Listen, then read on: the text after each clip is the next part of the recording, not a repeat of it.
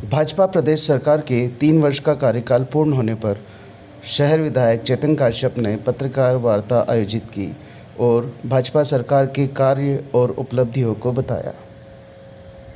बंधुओं से चर्चा के लिए निर्देशित किया गया था। 22 तारीख को गुड़ी पड़वा का त्योहार होने से नव वर्ष का हमारा महत्वपूर्ण त्योहार है और रतलाम में सभी जातियों की अलग अलग भोजन की हमारे यहाँ परंपरा है, तो इसलिए प्रेस को एक दिन बाद में रखा गया है। यह 3 साल आप सबको विदित है कि जब हमारे प्रदेश के मुखिया शिवराज सिंह जी ने चौथी बार मुख्यमंत्री के रूप में यह सरकार का गठन किया, उस समय कोरोना का काल प्रारंभ हो चुका था। तो कोरोना की विभीषिका के बारे में पूर्व में कोई तैयारी नहीं की गई थी, जबकि फरवरी से कोरोना की आहट आ गई थी। कमलनाथ की सरकार कांग्रेस की थी, वे अपनी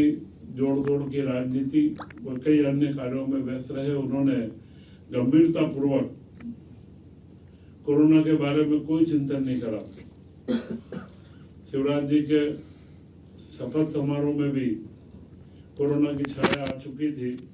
परंतु सब आप लोग जानते हैं कि उस कोरोना काल में लॉकडाउन से लेकर के गरीबों के अन्न वितरण, उस समय भोजन के पैकेटों की व्यवस्था, उसके बाद उसी समय काल में प्रवासी मजदूरों का बहुत बड़ा पलायन पूरे देश में हुआ था। उस सारे पलायन को किस तरीके से संभालना, वो जो मजदूर बंधु आ रहे थे उन्हें किस तरीके से सुविधाएं देने की वे मध्य प्रदेश से सुरक्षित जाए और मध्य प्रदेश में बीमारी भी नहीं हो, उस सारी व्यवस्थाओं को पूरा प्रदेश के शासन को मुख्यमंत्री के द्वारा दिन भर कोरोना के अंदर जिस समय काल में भी बैठ के लेकर के और वीसी के माध्यम से पूरे प्रशासन को एक अच्छे वातावरण के अंदर, मुक्त वातावरण में जिसे कहें कि काम का प्रोत्साहन लेकर के, नहीं तो एक बड़ा हतोत्साहित करने वाला माहौल था, उन्होंने उसको बखूबी निभाया। 2 या 3 दिन के अंदर ही ऑक्सीजन की इतनी बड़ी डिमांड, जो पहले दौर के अनुभव में भी नहीं था कि इतनी बड़ी डिमांड ऑक्सीजन की आ सकती है, फिर भी कई व्यवस्था की गई थी। दूसरे दौर में ऑक्सीजन की व्यवस्था को मिलिट्री के प्लेन लगा करके भी उसके माध्यम से सिलेंडर्स ला करके और पूरी ऑक्सीजन की व्यवस्था की गई। जो मध्य प्रदेश का जीडीपी भारत के टोटल जीडीपी के अंदर 3.4% की भागीदारी रखता था, वो पिछले 3 सालों के अंदर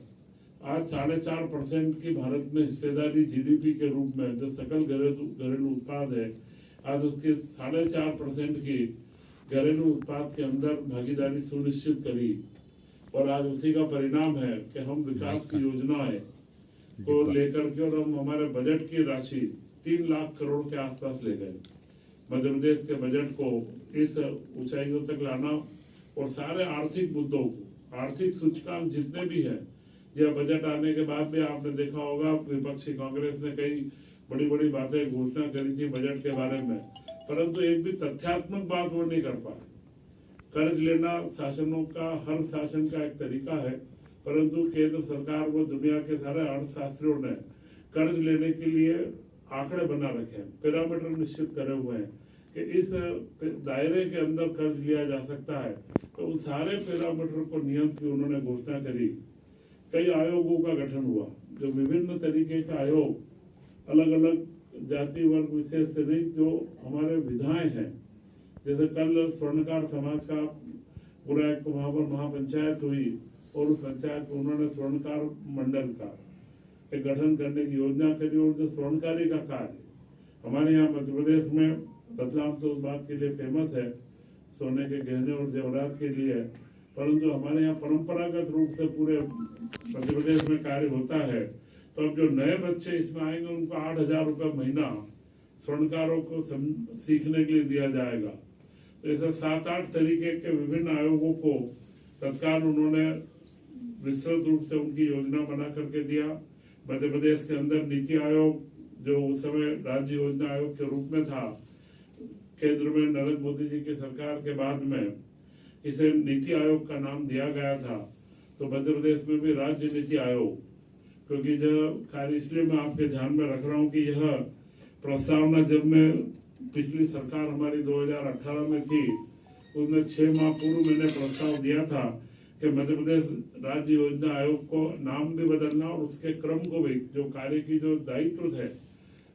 नए जो स्वरूप में नीति आयोग देश में बना था, तो मध्य प्रदेश राज्य नीति एवं योजना आयोग उसका नाम दिया जाए और उसकी पूरी कार्यविधि बदलने का कार्य जो हमने एक प्रस्ताव दिया था, उसको बराबर से लागू करने में कमलनाथ सरकार ने वो प्रस्ताव को आगे तो बढ़ाया था, परंतु उसकी रचना नहीं हो पाई थी और न उसकी गति आई थी। आज उसकी पूरी गति आकर के तो मध्य प्रदेश के राज्य नीति आयोग ने अपना कार्य प्रारंभ कर दिया है, जिससे सुशासन से लेकर के योजनाओं की जो हमारी मॉनिटरिंग होती है उस सब के बारे में सामान्य रूप से कई बार चर्चा में आ जाता है कि यह चुनाव के पहले का कोई कार्य है, परंतु आपको इस बारे में निश्चितता रहे कि यह योजना एक रणनीति के तहत है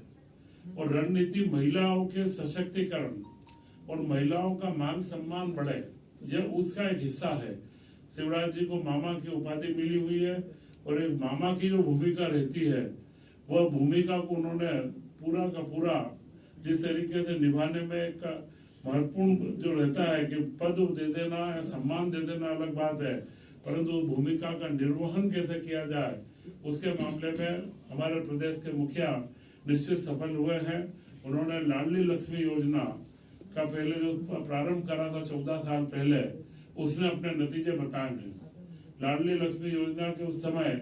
हमारे बीच में 1000 लड़कों के ऊपर 920-22 के आसपास लड़के